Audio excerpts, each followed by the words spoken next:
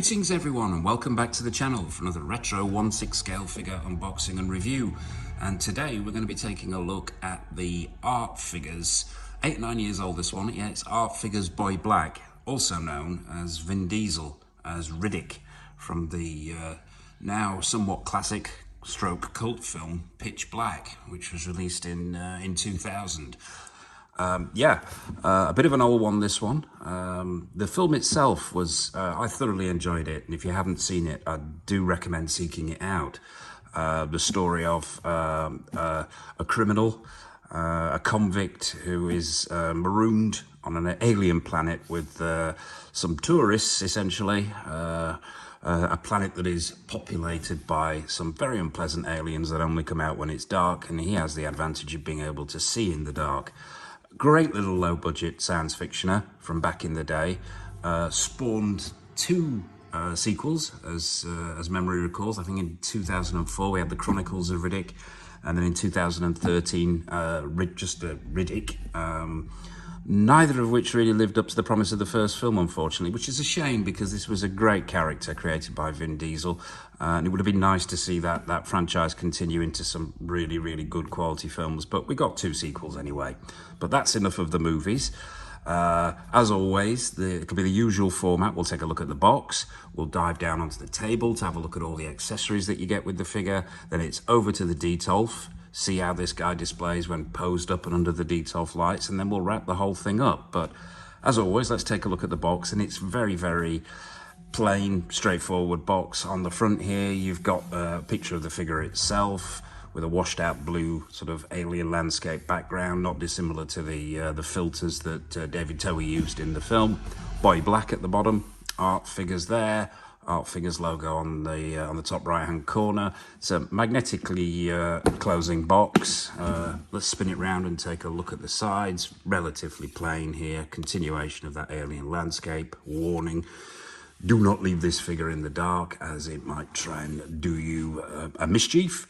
On the back here, once again, another shot of the figure itself.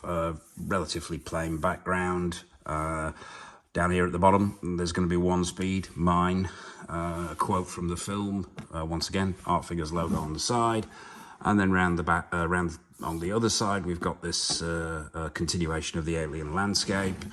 Nothing on the top or the bottom of the box there, and as I say, magnetically clasped, opens up, and what you've got inside is another rather nice shot of the figure itself and the accessories. Once again, backed with an alien landscape. So that's the box itself. Nothing to write home about particularly. Obviously an unlicensed figure, so all the shots had to be of the figure by the looks of it. But yeah, it does the job. So that's the box.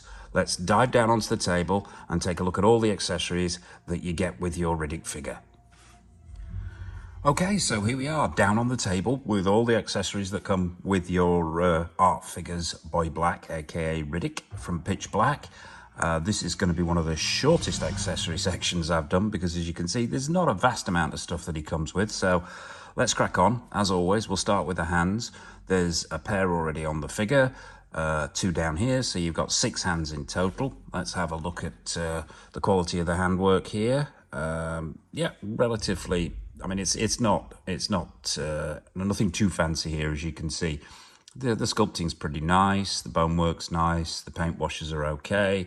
They're not the best hands in the world. They have been sculpted internally here for the array of accessories that we'll come to. But yeah, we've got some fingernails there, the paint washes are okay. Let's do the flexibility test. As always, these are hard. These are rock solid. There's virtually no movement at all in these hands.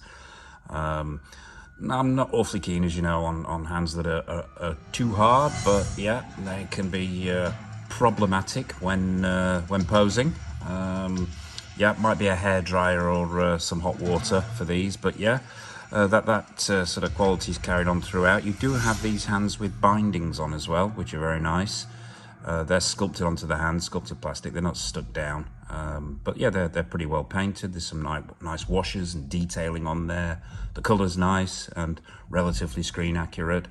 Yeah, I mean, continues through all the hands that are binded, but most of them, I mean, you've got 2 fisted, and the rest are holding hands for all the weapons. So yeah, Not the best hands I've ever seen, but by a country mile, most certainly not the worst. Could be a little bit softer, but yeah, it is what it is. That's the hands.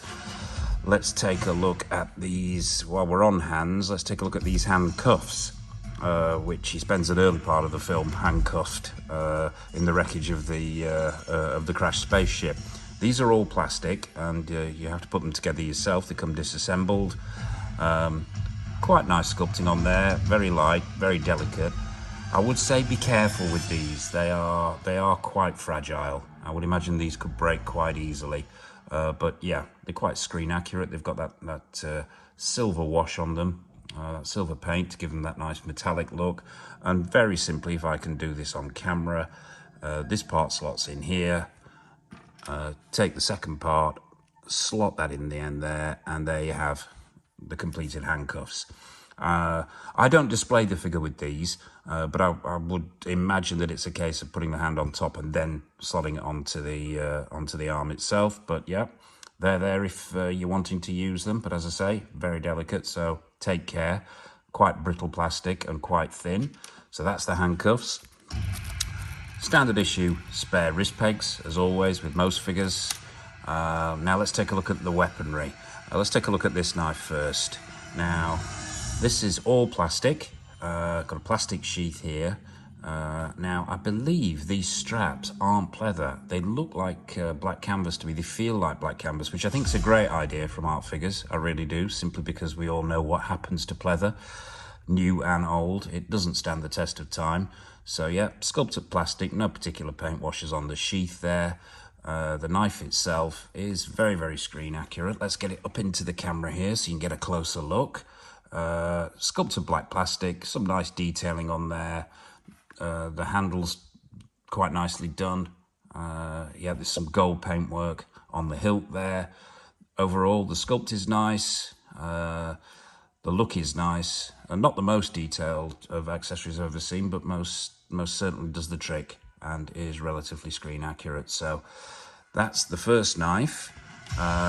Let's move on to the rest of the knives, and that's all there is, to be honest with you. Now, the rest of these knives are very, very, they are heavy because they're all solid metal, which is nice to see. I suppose that would explain the reason for the hands being so hard. When you're working with solid metal, it'll keep them in place. They won't be falling off the figure every 5 minutes. Let's take a look at this large one first. Now, from the get-go, I'll say that there is the tip of this knife is missing. I got this figure pre-owned from another collector, and apparently it had a little bit of an accident. It toppled over, and in doing so, took the tip of this very nice knife with it as well. But as I say, all metal. The handle's all metal with a nice paint wash on there. I would imagine this would have been very sharp when it had the tip on it, but very effective. Got the silver paint wash on there. Yeah, substantial and hefty. So that's the large knife. You also get two of these smaller ones, which sort of are the Riddick trademark in the first film. Once again, all metal. Some nice paint washes on there to give it that shine.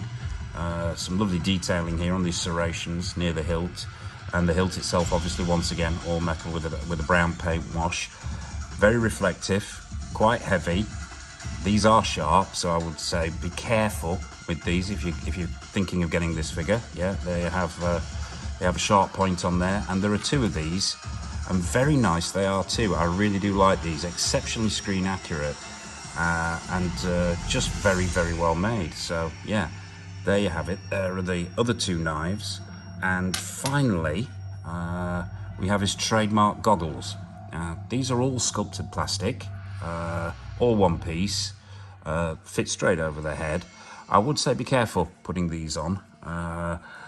The straight plastic onto the head sculpt might rub. I've had these goggles on the figure since getting it, and that's got to be maybe a year and a half now, and I took them off for this review, and there was literally no marking on the head sculpt, which I was really, really pleased about. So yeah, it doesn't look like you're going to have any issues there. I don't think there's any paintwork on these. I think they're simply all black plastic, but the lenses are nicely done, so you can get the light on there. Let's just alter the light a little bit here and see if it'll pick up that sort of, there's a blue hue. I don't know whether the camera's picking this up, They're not jet black. There's almost a slight blue hint to them. But yeah, very nice. So there you have it. That's all the accessories that come with the Riddick figure itself. So without further ado, let's bring the main event out himself. Let's get Vin Diesel Riddick out here. Let's get him onto the turntable and take a look at the figure itself. One thing also which is conspicuous by its absence is the lack of a base, which is sort of standard with most art figures of this time. I have the special armoured heavy cop, the Dread figure, and that came without a base. This also came without a base. I'll be using one of my own bases to display this figure, as you see when we get over to the detail. But yeah, would have been nice to have a base, but you know, it is what it is. So without further ado, let's bring the man himself out. Let's get Riddick out and let's take a close-up look at him. Okay, so here he is, the man himself, Vin Diesel as Riddick from Pitch Black. We've got him onto a generic stand for the time being, onto the turntable. And let's have an up-close and personal look at how this 8-9-year-old figure has stood the test of time. And as I said, I've had this figure a while, and I'm still impressed when I get this figure out today and take a closer look at it. I really do like it. For its time, yeah, it is dated, and there are some improvements that could be made, and it possibly would be nice to see a re-release of this figure. But I still am to this day really impressed with this one. But as always, let's start at the bottom of the figure, work our way up, take a look at the outfit, take a look at the body and the head sculpt, and see what makes Riddick tick. So yeah, let's start at the bottom. Let's stop him from spinning. That always helps. Let's slow the man down and bring him closer into the camera. Let's start, as I say, we'll start at the bottom as always. Fully sculpted black plastic boots at the bottom here, no split cut boot design, pretty good. Possibly could do with some weathering. Its overall weathering is on my list of figures to weather, but this is him as he comes out of the box. So yeah, no split cut boot design, as I say. What we've got here are cotton pants here. Very nice colour, a deep brown colour with a highlighting of a slightly different coloured cotton for the lines down the legs here. Lots of detailing on these pants as I bring them around. As you can see here, the stitch working's really nice. The coloration's really nice. I'm not sure if these are working pockets. I've never tried. Don't think they are. Oh no, maybe they are. No, they're not. They're stitched down, those pockets, but all pretty screen accurate. And also at this point, it's fair to say that they've got the proportions absolutely spot on, I think. They really have. The proportions on this figure really are stunning. But yeah, let's bring him further around. We've got what I believe is a pleather belt there. And that is actually standing up really well. It might be plastic, actually, that belt. Yeah, it feels like it's plastic, but I'm not going to fiddle with it too much. But yeah, plastic belt around the waist. Quite high, these pants, because if you've seen the film, you'll know that this is, it actually looks more like an all-in-one sort of jumpsuit almost in the film, but the way it's been rendered here, it's separate pants. So yeah, you got that nice belt, as I mentioned.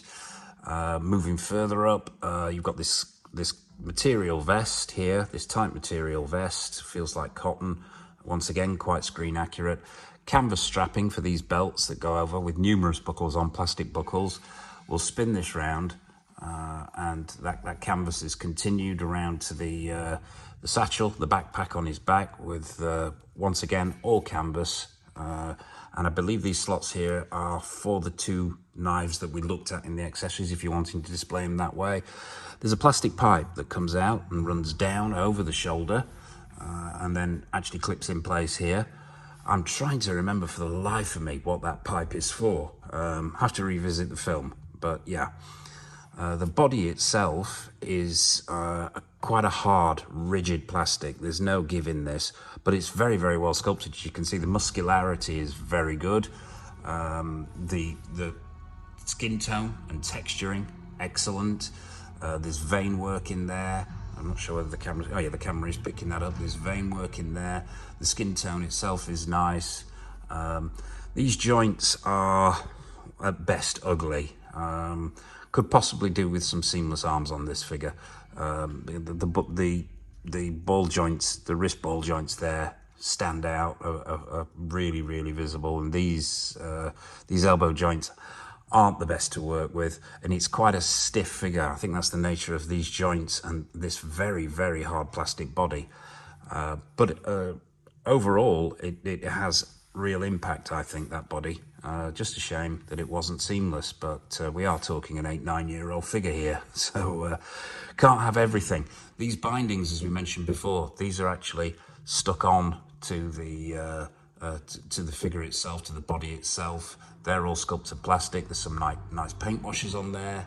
That brown effect is carried through. There's a consistency in the paintwork, and overall, yeah, very screen accurate and very impressive work on the outfit itself. As I said, proportions and muscularity, if you take a good look all around him, are very, very impressive. Let's talk about that head sculpt. Yeah, one head sculpt with this particular figure. It's pegged, and I have to say, for an 8-9-year-old figure, I really do like it. Yeah. From the get-go, I'm going to say I'm impressed with this head sculpt. Really, really have captured the likeness of Vin Diesel. The paint applications are wonderful. There's veining, there are different textures to the head. There's almost a very, very fine, I'm not sure whether the camera's picking this up, I'll probably get it better in the detail. The head itself almost has a shading to it, like a 5 o'clock shadow. Yeah, they've not continued the skin texture up, so there is some definition of the beginnings of the growth of hair. The paint washes are superb. Those eyes are really, really well done, and have a sort of milky white glassiness to them, which is completely screen accurate. And overall, they have captured the likeness of Vin Diesel in pitch black really, really well, in my opinion. The sculpting on this head, and I'll bring him round again so you can see, even round to the folds in the back of the neck. I mean, it's unfortunate there. I mean, I would say that what does let it down is that there is a bit of that seam line there where the head meets the neck, doesn't follow through with the paintwork, and that could have been a little bit better done. But on the whole, let's just straighten this backpack up. I think that is one hell of a head sculpt for its time. In profile, and it lights really well too, in profile and full on. That is very, very good head sculpt. It really, really is. Well, props to art figures, especially 8-9 years ago, for pulling off a head sculpt this good. So there you have it. That is Vin Diesel as Riddick in all his glory. So what we're going to do, as always, is get him into a pose, get him onto a different base, get him under the detail flights, and see how this guy displays. Okay, so here he is in the detail, under the detail flights, and let's take a look at how Riddick displays.